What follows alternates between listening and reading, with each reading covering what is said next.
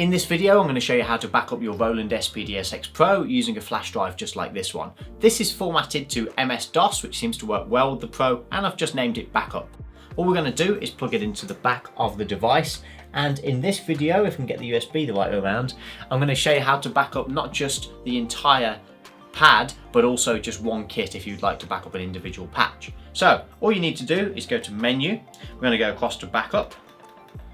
And first of all, let's do the entire pad. So we're going to go to Save, and we can name our backup. I'm just going to call it the default for now. Hit Save and hit OK. After a few minutes, when that's finally done, we can try and back up now just one individual patch. So it's important to have the patch that you want to back up selected. So in my case, patch 47, soft kit.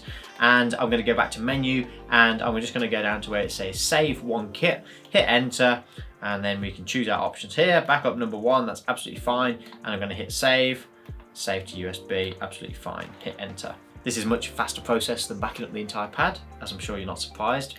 And when that's done, let me quickly show you how to actually access it on the computer and just show you how the folders work and how they look on the flash drive. So once I plug the drive in, you're going to see that I've named it Backup, and we've got this folder here which just says Roland. If we click into that, we've got the SPD SX Pro folder, and then within that there are 2 folders. So the backup is the entire kit. That's going to give you these 2 files here, and then kit is just going to give you the backup of that specific kit, which of course we can name as well. And with that, that's all from me today, guys. Leave a big thumbs up if you've enjoyed the video, and subscribe if you'd like to see more. Have a great day. I'll see you soon.